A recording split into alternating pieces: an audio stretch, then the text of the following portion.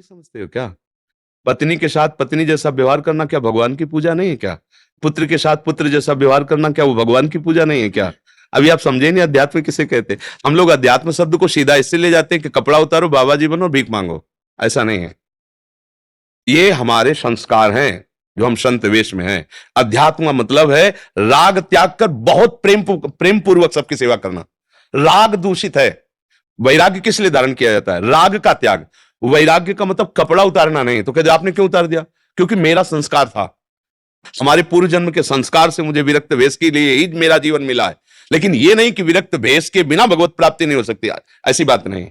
बिल्कुल जो अनुभव किया है शास्त्र और संतों से, बिल्कुल भगवत प्राप्ति दुर्लभ नहीं। पर पत्नी में भगवत भाव, पुत्र में भगवत भाव, जिसके साथ जैसा व्यवहार है वैसा ही। जैसे सब में भगवान है, ब्रह्म है, पर बहन के साथ बहन जैसा, मां के साथ मां जैसा, पत्नी के साथ पत्नी जैसा, बेटी के साथ बेटी, और चारों में एक ही आत्मा है।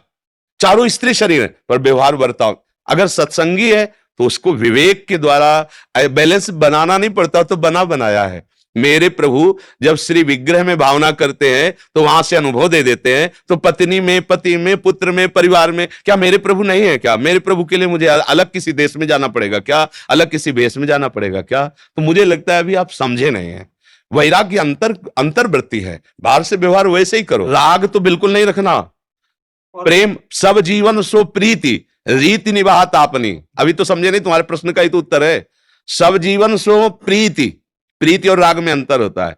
राग में शरीर भाव को लेकर होता है और प्रीति में आत्म भाव को लेकर होता है। इस पत्नी के ढांचे के अंदर भगवान बैठा हुआ है और मुझे सेवा मिली पति की तरह बर्ताव करना। पुत्र के ढांचे के अंदर भगवान बैठा हुआ है और मुझे सेवा मिली पिता की तरह बर्ताव करना। अब बैलेंस बनाने की जरूरत है कि बैलेंस बनाया है। तुम्हारी समझ में आई बात हमारी? हाँ जी, एक और प्रश्न है जी।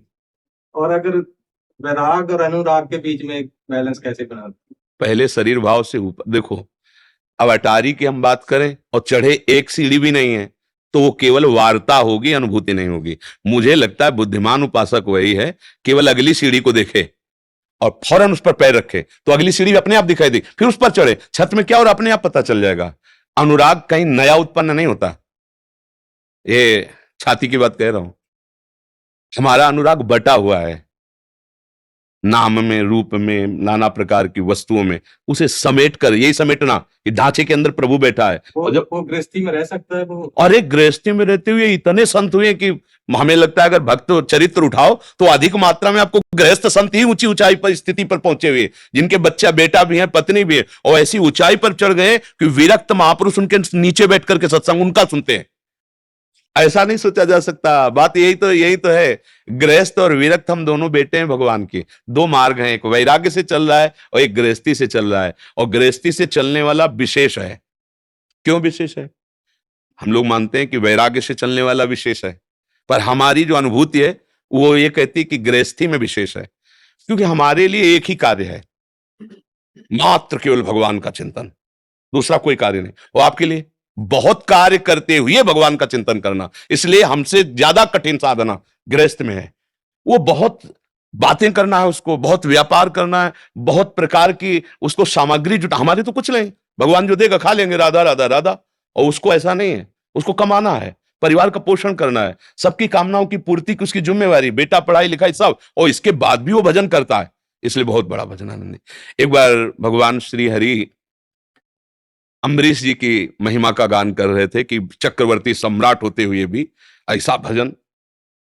तो नारद जी ने पूछा कि प्रभु वो तो मतलब भक्त तो है ही, पर राजा भी है, रानियां है, पुत्र है, वैभव है। तो भगवान समझ गए। उनका, नारद जी एक कार्य करोगे, तुम तो हमारा अखंड स्मरण करते हो। बोले हाँ प्रभु। तो बोले देखो कटोरा घी से भरा हुआ है और तुम हमारे वैकुंठ की एक परिक्रमा लगाओ, सुदर्शन चक्र पीछे रहेगा, एक बूंद भी घी नहीं गिरना चाहिए। अगर एक बूंद भी घी गिरा तो सुदर्शन तुम्हें पीड़ा पहुंचाएगा। भगवद आज्ञा। अब पूरी चित्तवृत्ति लग गई कि एक बूंद भी घी गिरेगा तो सुदर्शन जी महाराज पीछे परिक्रमा लगाए। बोले प्रभु एक बूंद भी नहीं गिरा। बोले हाँ सुदर्शन जी प्रमाण है इस बात का, अगर गिरा होता तो आपको पीड़ा पहुंचाते, अर्थात नहीं गिरा। अब बोलो कितनी बार सुमिरन किया? बोले प्रभु सुमिरन पूरी चित्तवृत्ति तो रखी थी कि घी एक बूंद न गिरे। बोले हाँ गृहस्थ में रहते हुए विविध प्रकार के कार्य करते हुए जो मेरा सुमिरन कर रहा है वो श्रेष्ठ भाव है। तो ये कैसे तुम सोच सकते हो कि बिना विरक्त हुए भगवान की प्राप्ति नहीं हो सकती? राग का त्याग अंदर का विषय होता है। देखो, प्रीति में इतना दम है कि राग का त्याग तो सहज करवा देता है।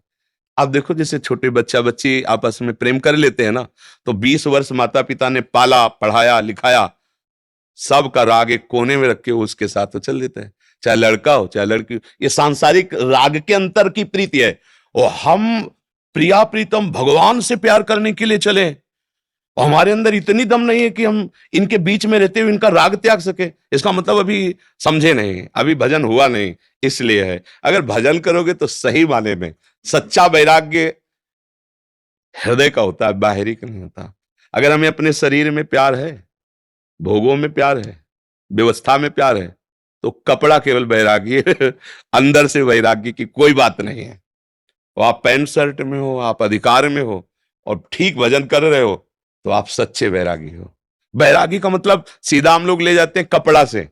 अरे देह का राग ही सबसे बड़ा राग है। इन अंतःकरण में इंद्रिय और मन का भोगों में राग ही सबसे बड़ा राग है। इसका त्याग कर दे तो चाहे पैंट शर्ट में हो, चाहे पैजामा कुर्ता में, चाहे जिस वेश में हो, महात्मा ही है। महात्मा एक स्थिति का नाम है। अगर वेश और स्थिति तब तो जगत पूज्य है ही, लेकिन वेश और स्थिति नहीं तो कोई काम का नहीं, और वेश नहीं हो स्थिति है तो जगत पूज्य है। समझ पा रहे हैं आप? कोई समस्या? हाँ, अंदर से साधक का मतलब तो सुलझा हुआ व्यक्तित्व, ऐसे फंसा वाला नहीं कि हमने सत्संग सुना, हमें परिवार से वैराग्य हो रहा है, हम छोड़ करके कहाँ छोड़ के जाओगे? खान पान शरीर राग तो साथ ही लेके जा रहे हो। गुफा में जितना एक कमंडल और एक लंगोटी में आसक्ति दुर्गति कर सकती है, उतना ही सारी आसक्तियां हैं। तो हमें लगता है गृहस्थी में बहुत सुंदर बातें रहती कि संतों के प्रति आदर भाव रहता है, और चाहे जितना भजन करे अपने में रहता है। हम तो गृहस्थ है, तो देखो बहुत बड़े अहंकार से बच गया हो। बहुत से बचाव पक्ष गृहस्थी में है। तो मुझे तो लगता है कि अगर गृहस्थी में सही ढंग से भजन किया जाए तो बहुत जल्दी उन्नति हो सकती है। पर वो क्या है, मान्यता बैठ गई कि हम तो गृहस्थ हैं, माने हमें तो सब भोगों का लाइसेंस मिल गया, हम जो चाहे भोगे जैसे, बस इसी से पतन हो जाता है। अगर वो संयम से चले और भजन करे तो गृहस्थ में रहते हुए महात्मा पक्का महात्मा है, बेस जरूर महात्मा का नहीं।